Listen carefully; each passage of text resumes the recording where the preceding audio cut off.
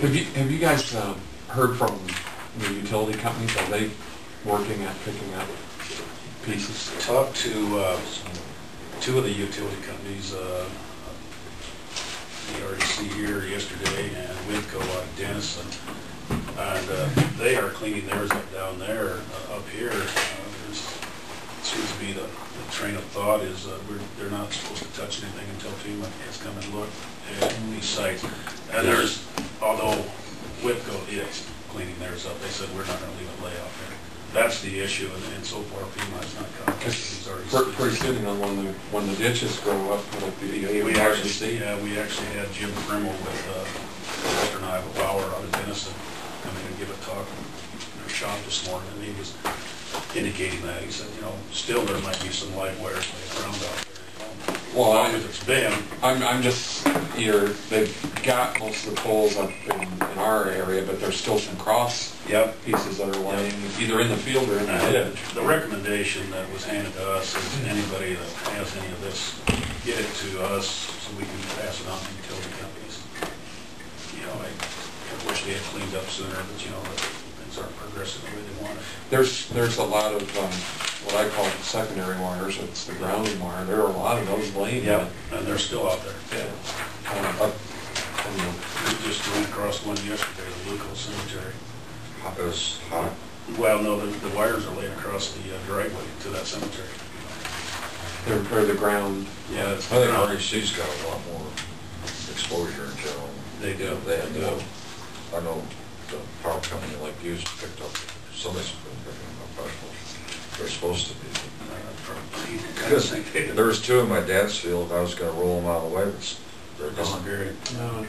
No. I might have got them for a fence poster. Sure. In the northeast part of the county here, there's a lot of the ground wires just laying. Yeah.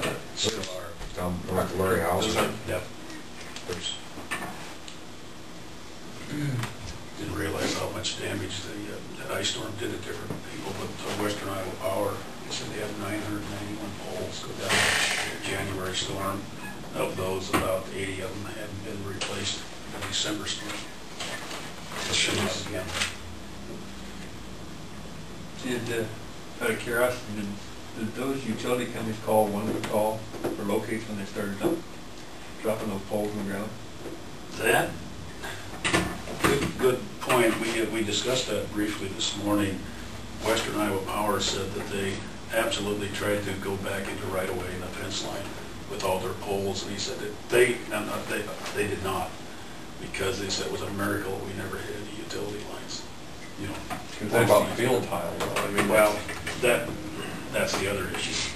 And I think surely if all the poles replaced, that's going to pop up. Well, if you see some of those poles they replaced that they couldn't reach the right-of-way fence, so they're setting 6, 7 feet. What's going to happen there?